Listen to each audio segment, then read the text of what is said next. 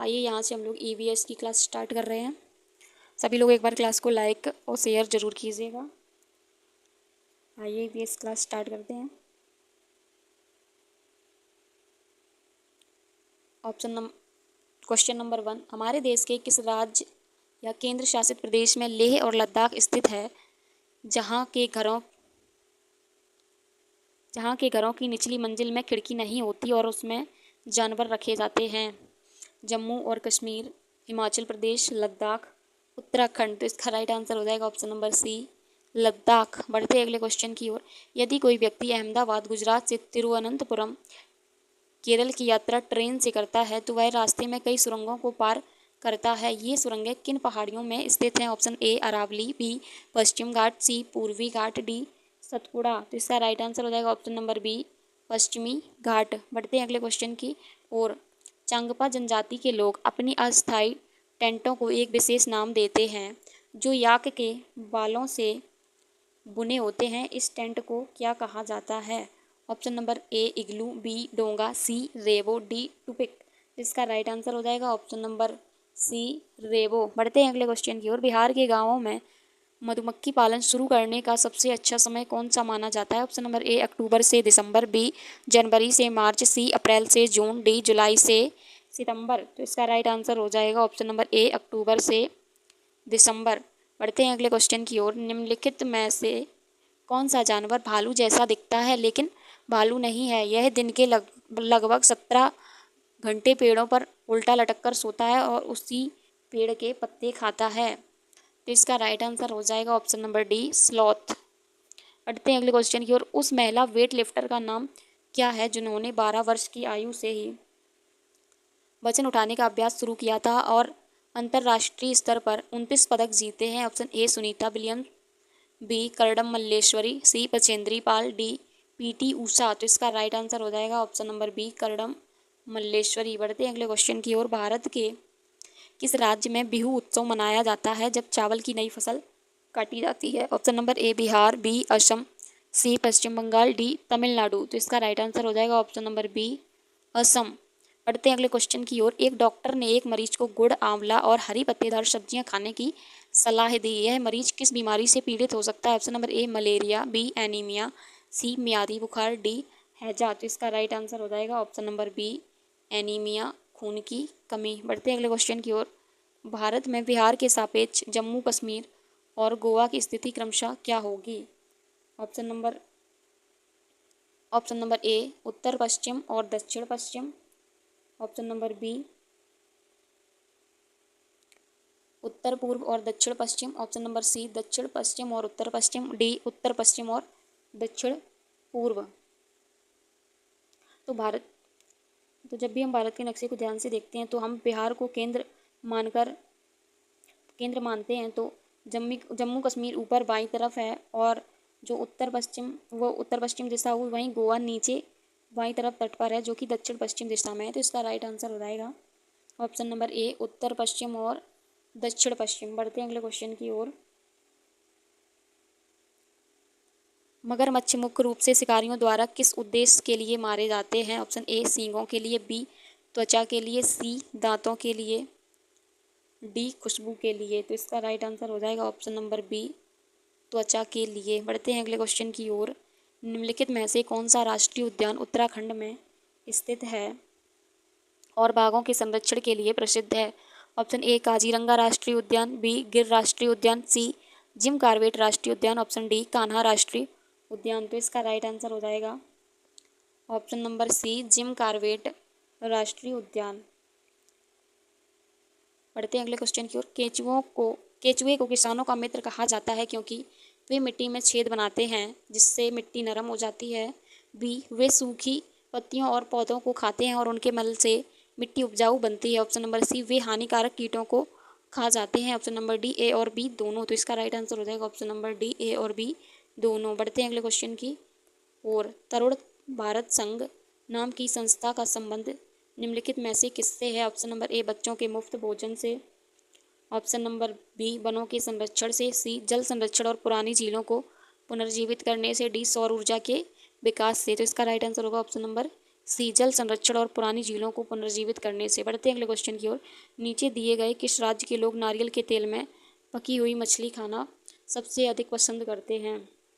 गोवा, केरल, कश्मीर, मिजोरम। तो इसका right answer हो जाएगा ऑप्शन नंबर ए गोवा, जबकि सरसों के तेल में तली मछली खाना कश्मीर के लोग पसंद करते हैं। बढ़ते हैं अगले क्वेश्चन की ओर।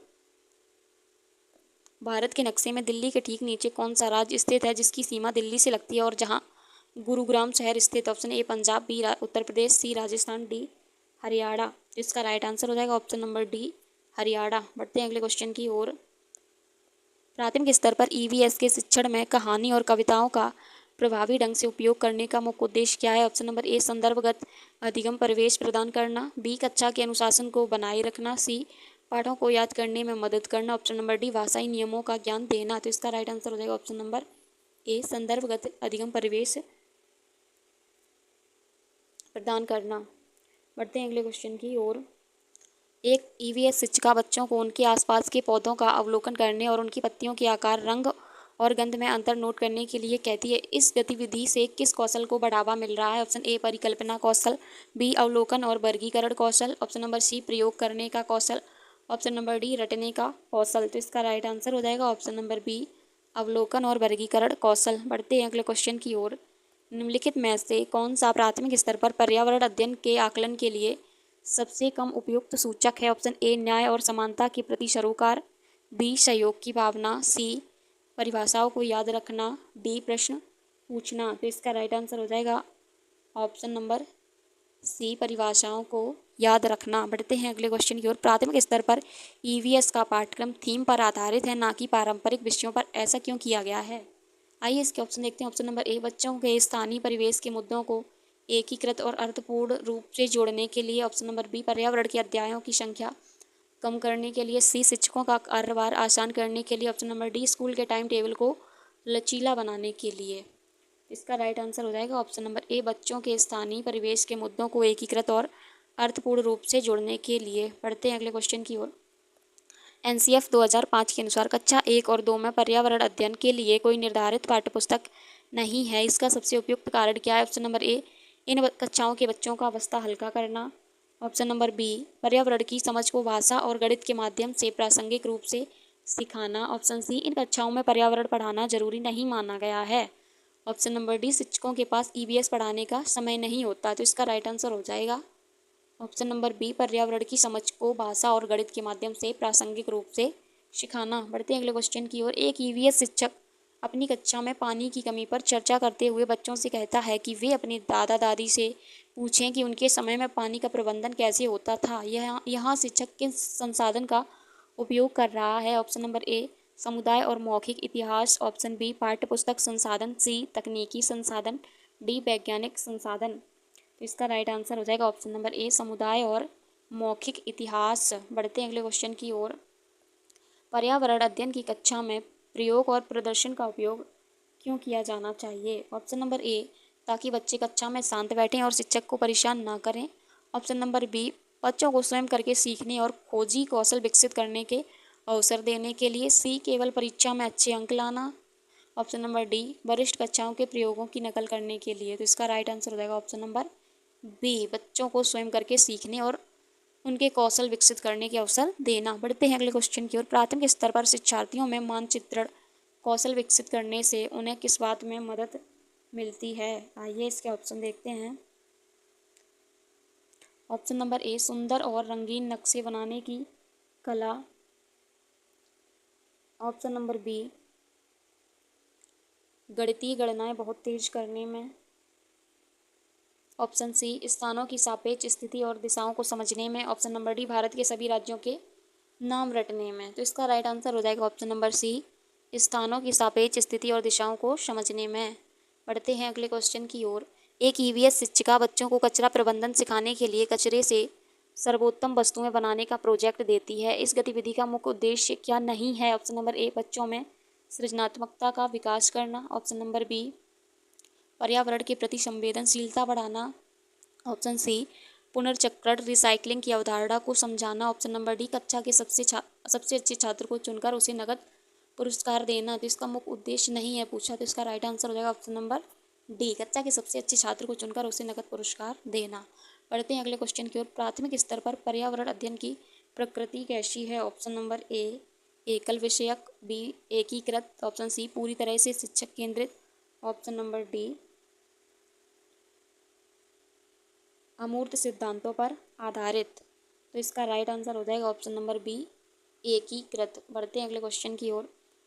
एक ईवीएस के आकलन में पोर्टफोलियो से क्या तात्पर्य है? ऑप्शन नंबर ए सत्र के अंत में ली जाने वाली एक लिखित परीक्षा, ऑप्शन नंबर बी बच्चे के काम के विभिन्न नमूनों का एक निश्चित अवधि में किया गया क्रमिक संग्रह, सी बच्चे की अनुपस्थिति का रिकॉर्ड, डी शिक्षक द्वारा माता पिता को लिखा गया शिकायत पत्र। तो इसका राइट आंसर हो जाएगा ऑप्शन नंबर बी। बढ़ते हैं अगले क्वेश्चन की ओर। यदि किसी कक्षा में कोई छात्र दृष्टिबाधित है तो एक ईवीएस शिक्षक को उसके समावेशन के लिए क्या करना चाहिए? ऑप्शन नंबर ए उसे कक्षा में सबसे पीछे बैठा देना चाहिए ताकि वह आराम कर सके, ऑप्शन नंबर बी अत्यधिक दृश्य सामग्रियों का उपयोग करना चाहिए, ऑप्शन नंबर सी स्पर्श करने वाली और श्रव्य सामग्रियों तथा स्पष्ट मौखिक व्याख्या का उपयोग करना चाहिए, ऑप्शन नंबर डी उसे यह मानकर छोड़ देना चाहिए कि वह ईवीएस नहीं सीख सकता। तो इसका राइट आंसर हो जाएगा ऑप्शन नंबर सी स्पर्श करने वाली और श्रव्य सामग्रियों तथा स्पष्ट मौखिक व्याख्या का उपयोग करना चाहिए।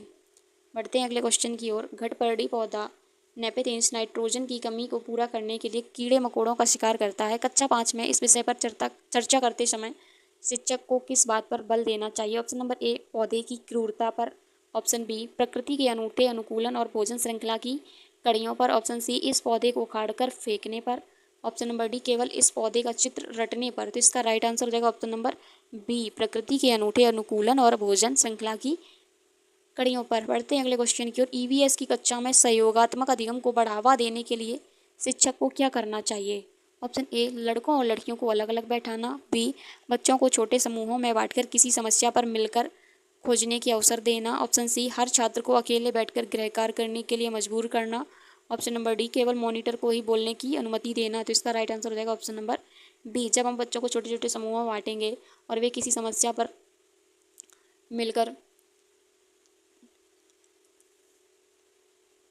मिलकर उसका उपाय खोजेंगे तो इससे उनके सहयोगात्मक अधिगम को बढ़ावा मिलेगा। बढ़ते हैं अगले क्वेश्चन की ओर। पर्यावरण अध्ययन में क्षेत्र भ्रमण का मुख्य लाभ क्या है? ऑप्शन नंबर ए स्कूल से एक दिन की छुट्टी मिलना, ऑप्शन नंबर बी किताबी ज्ञान को वास्तविक जीवन के अनुभवों और व्यवहारिक परिस्थिति से जोड़ना, ऑप्शन सी शिक्षकों को आराम करने का अवसर मिलना, ऑप्शन नंबर डी मैगी होटलों में रुकने का अनुभव प्रदान करना। तो इसका क्षेत्र भ्रमण का अर्थ है कि बच्चे के किताबी ज्ञान को वास्तविक जीवन के अनुभवों और परिस्थितियों से जोड़ना। इसका राइट आंसर हो जाएगा option number B. I hope आप सभी को आज की ये क्लास अच्छी लगी। तो एक बार सभी लोग चैनल को लाइक और सब्सक्राइब ज़रूर कीजिएगा। मिलते हैं नेक्स्ट क्लास में। धन्यवाद।